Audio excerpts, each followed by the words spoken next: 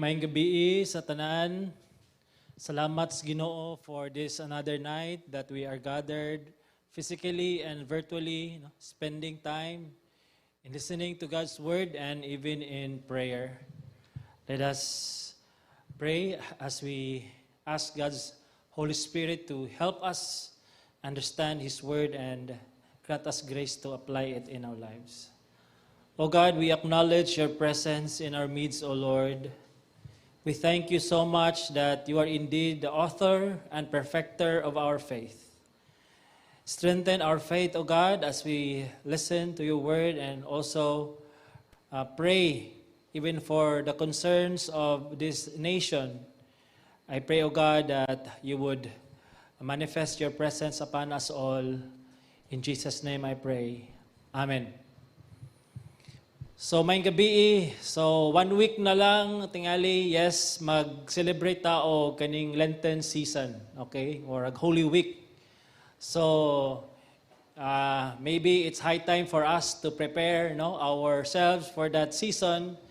Akong gi-connect, ang ato ang message for preparing for the Holy Week. Now, naay mga companies ba nga gusto sila nga mo increase og ma-well known ang ilahang mga company og usa sa ilahang gitagaan og investment gyud is og kana yung aron na sila mahimong inila is mao ang mga logo. So nag-search ko sa internet unsa gyud yung pinakamahal nga mga logo nga gastuhan gayud sa mga kumpanya. So kani siya si Accenture man ting pag-pronounce ani, high performance delivered matud pa muna ang tagline nila. Ang kaning ang kumpanya nag-spend og 100,000 I think nga gasto alone na maka-achieve ani nga logo. Kung kabarag simple ra magikay masin ako si Brian kabalo mo tingani. Okay, masipag tingali ako na lang kaanay buhat. Di ba? Pero grabe ang simple lang kayo nga logo pero dakog bayad sa nagbuhat, so naka-jackpot ang nagbuhat niini. So karon sugda na to muna isang top 3 sa akong na-search po. Di ko katuo lagi nganong inani ang ilahang paggasto aning mga logo. Okay, kani kumurarag painting pero kani siya nga logo ni siya sa British Petroleum and Marketing. Unya ang ilang gigasto ani $210,000 pa gyud. Pwede million na. Ay million din siya. 210 million sa 100 million to kanina. Murag mali kog basa da akong mathematics. 100 million din siya. Ko katuo lagi kung inani din sila mo gasto ba? O nasobrahan ako ni zero. I don't know, di lang ko katuog yun. Okay. Dayon, ang top 1 mo ni si Mantek. Murag pamilyar ng mga pulong si Mantek. Pero, gigastuhan ni siya o inana kadako nga klase nga kwarta. So, I think this is subject to kuan pag yung tingali facts, fact check or fact check. Okay, sorry, basta ma-mispronounce ko. Okay, so susiho ni siya sa tarong para tanaw gyud kung tinuod ba gyud kaani pero di lang gyud ko katuo. So inana ang investment sa mga kumpanya para lang sa usa ka logo. Og napoy usa ka symbol sa tibuok kalibutan nga inila kayo o wala ni siya gigastuhan og kwarta pero kani nga logo once nga makita ni siya or symbol makita na gidayon nga kana siya mo diray na siya og mo kana siya ang cross, the symbol of Christianity. Okay, so unya ako nahunat ka kunong cross man di ba klaro kayo nga the symbol of mo man ni ang gigamit nga tool para ilansang ang usa ka kriminal kay nganong cross man. So muna siya ang ato ang tagaag pagtagad karon og dapat kita mga Kristohanon proud ta, no? Ang ato ang pride, ang ato ang kinatawag nga kanang gitindugan mo gini siya ang cross kay diri nakaangkla ang tanan. Okay?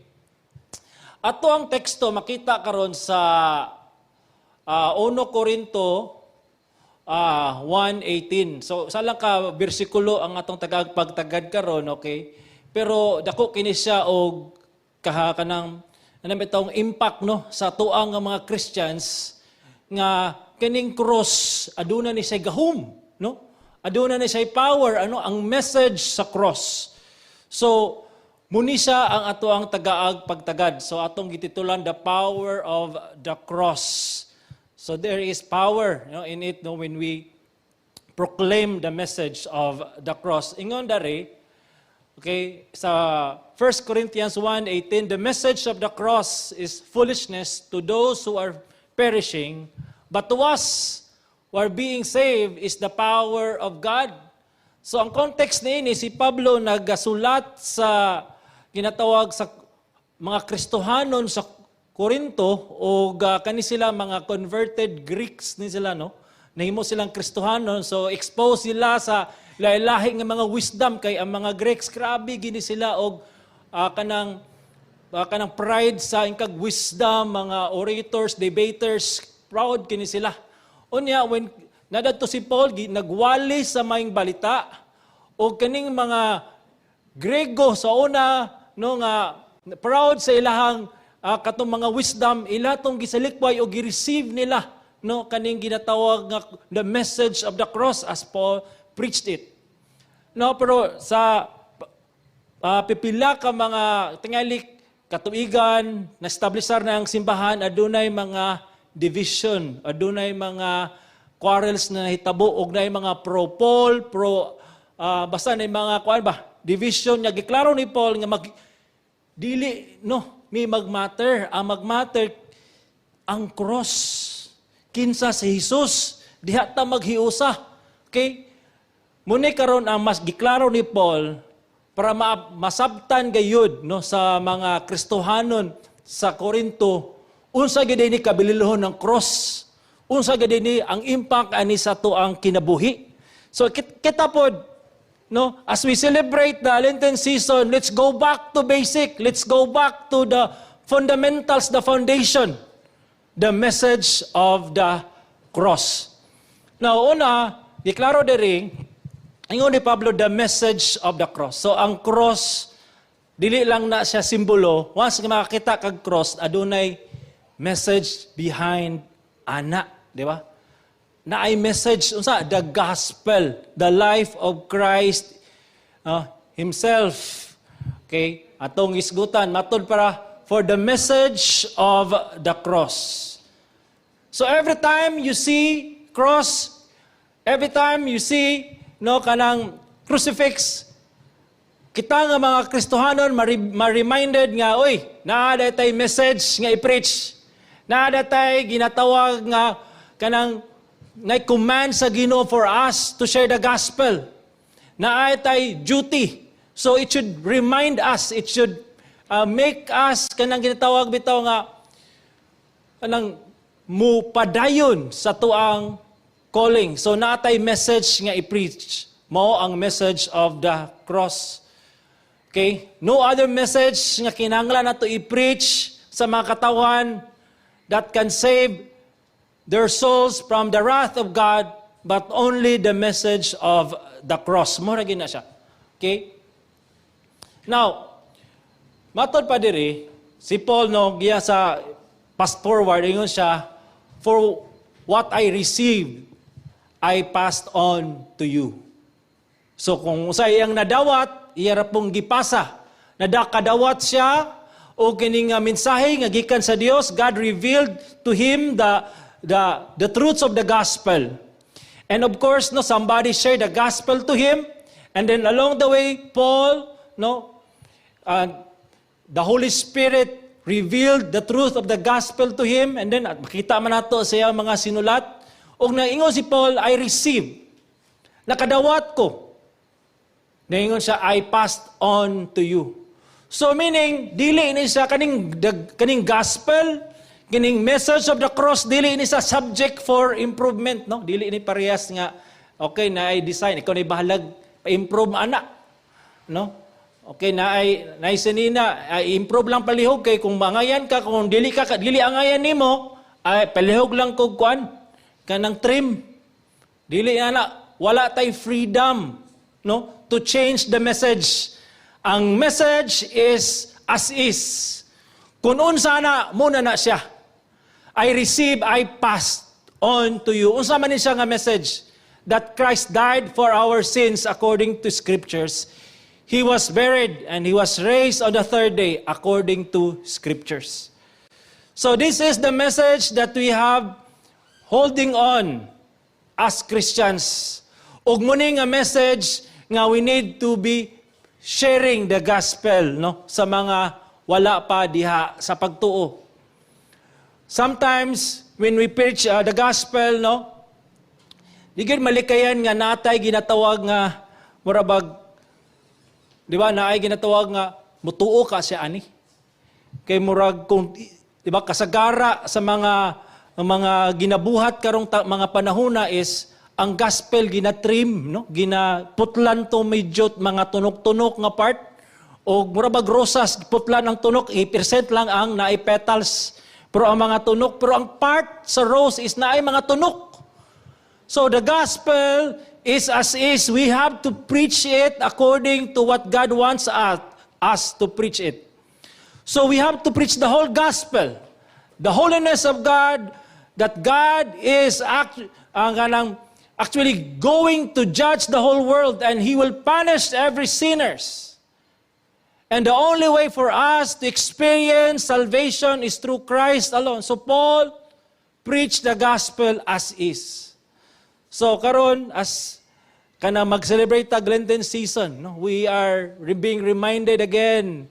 So sa gibuhat ni Christ sa cross, your job is not to improve the gospel. Your job is you pass what you have received. Ipasa na siya nga mga mayong balita sa uban. Then ingon po dari, when Jesus Christ, no, nana siya sa katong time nga hapit na siya ilansang sa cross, nagpray siya sa iyahang mga disciples ug nagpray pod siya sa katong mutuo. Ingon siya, for them I sanctify myself so that they too may be sanctified by your truth. I am not asking on behalf of them alone, but also on behalf of those who will believe in me through their message. Yes, the gospel is offensive. Maka-offend siya because we're talking about sin. And we're talking about the judgment of God. But nevertheless, we preach it. Why? Because this is the only message that God has ordained to save those whom He has called. So, those who will believe in me through their message. Natay message nga ginalaladala. So, and I hope, mga igsoon, mga Kristohanon ko, nga ada sa iyong panimalay, nga every time you go to your workplace, asa kang opisina, I hope ang imong dalon, dili lang imong cellphone. I hope dili lang imong bullpen or makeup. Dadausab ang mensahe sa maing balita. And share it because Jesus Christ has already prayed for those whom receive nga mudawat sa gospel. Sigurado gayud nga naa gayoy ma-accomplish ng mayong balita nga imong iwali. Dili na siya masayang. Kaya nga naman, si Kristo mismo nagampo na ang daan. Nagampo na sa tanan nga mutuo sa mensahe nga atong iwali. So no matter kung saan na siya kaning gospel no nga atong i-preach is offensive, but this is the only message that gives hope, forgiveness to the people. So, that's why in Mark 16:15, he said to them, "Go to the world and preach the gospel to every creature." Preach the gospel to every creature. Yes, this is our duty as a Christian. And we will grab every opportunity to share this message to the lost world, lost people. Now, as we preach the gospel, na ay mga responses, no? Ingon dari, for the message of the cross is foolishness to those who are perishing. So, giklaro ni Paul nga, yes, mag-preach ka sa gospel, pero imo na dahil butang sa itong mong nahuna, nga kaning nga message nga mong i-preach sa mga ungenerate, sa mga unsaved, sa mga tao nga wala pa diya sa kang Kristo, sa mga tao nga wala pa relasyon sa Ginoo, kani nga message nga mong i-preach, foolishness ni sa ilaha. Ikaw nga mag-preach, ana ba?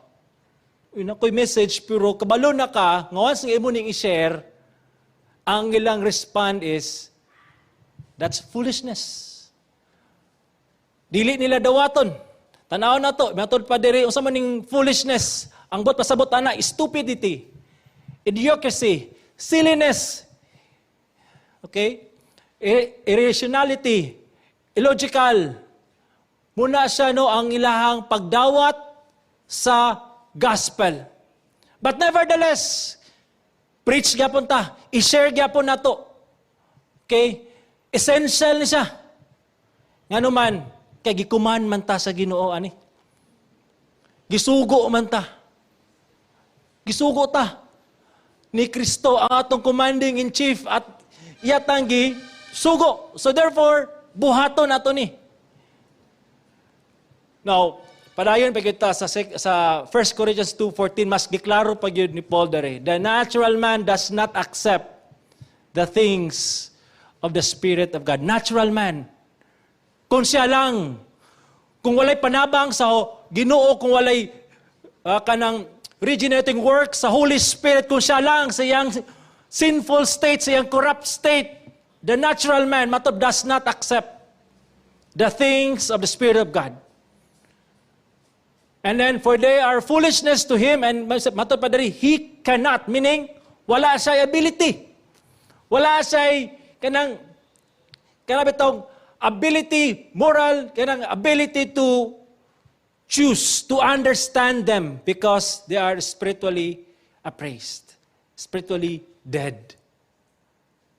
So muni ang condition sa usa ka tawo nga patay sa sala, dili mo dawat sa pulong sa Dios, and he may understand it intellectually, but he cannot commit himself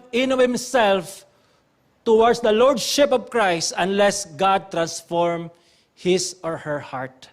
He cannot do it in of himself. It needs the power of God enable him or her to do so.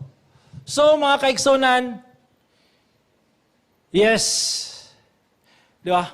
We are commanded to preach the gospel. Muna nga, kung mag-share ta sa gospel, bitaw sa word ni Lord, ang ato bitaw nga ba nga,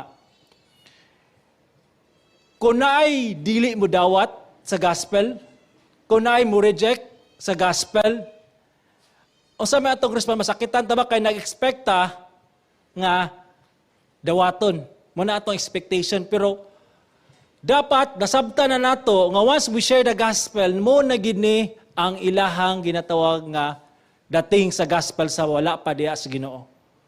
So ang kanang nag-reject sa gospel, kanang nagbalibad sa gospel, kanang wala mi-commit sa iyang kinabuhi diya kang Hesus, that's the natural. Muna ang natural nga response sa tao. So kung natural na gali, hindi na ta matingala nga inana ray na. Pero usually sa una, kung naay mo balibad sa gospel, murag ako mang i-take personally. Saan ako nagkamali? Di ba? Ako naman tang gibuhat, nag-pray naman ko. Dahan kita, o murag na sa tuwa, ang ginatawag nga blame, tingali, kung anong wasa ni dawat, kakanindot, ni-smile ako, nitagan ako, pero ano man, dahil wala gyapon siya. Ni dawat. Because that's the natural response sa tao. Ang katong mo commit sa ilang kinabuhi sa Ginoo mo tong unnatural. Unnatural na siya because it needs the power of God for Him to do that. That's the extraordinary thing. Busa, ngano mo preach ta sa gospel, but to us who are being saved, it is the power of God. Power ni siya sa Ginoo. Dili lang sa mga tao nga wala pa diya sa Ginoo, kundi kita usab karon nga na Kristiyano na, regardless kung pila nakakatuig na Christian. You need the gospel every day. We need the gospel every day. We need to be reminded of the gospel every day because it is the power of God for our sanctification and even looking forward for our glorification. It's the power of God. So every time, Christians, di ba, we need sometimes a message yun nga that would encourage us, that would help us pursue sa tong Christian life. Regardless sa kaning pagsulay, ma-discourage ta, pero kung gusto kag encouragement bitaw, that keeps you going, that keeps you moving forward, go back to the gospel. Go back to the gospel. Usay, ang sa tuwa kay maminaw ta ka ni mga words nga kanami itong mga motivational words niya, makamotivate, kanatiguang nga, kanang grabe na siya, katiguang niya, grabe siya, paningkamot niya, na-improve ang iyang kinabuhi, warag ka ng, ang uban, motivational nga mga salida, kanang, sa una, di siya kabalo, karon may na kay siya, tambok nga, na-slim kalit, mamotivate ba? Uy, mag-diet na po ko, kanang silbi itong gananaw, warag na kuhaan siya, uy, mamotivate ta. Pero kana siya, tingali, motivate imong flesh. Pero when it comes to Christian walk, sabi, go to nimo. Go to the gospel. It's the power of God for you to endure this life. Go to the gospel. Go back to the gospel. Preach the gospel. And listen to the gospel. Live out the gospel of God. Paul says in Romans 1:16-17, I am not ashamed of the gospel. For it's a power of God of salvation. Power of God for salvation to anyone who believes. To the Jew first and also to the Greek. For in it, the righteousness of God is revealed from faith to faith. As it is written, but the righteous one will live by faith. Ikson, there is power sa message of the cross. Your job, our job, is to share it, to preach it, because there is power to anyone who believes.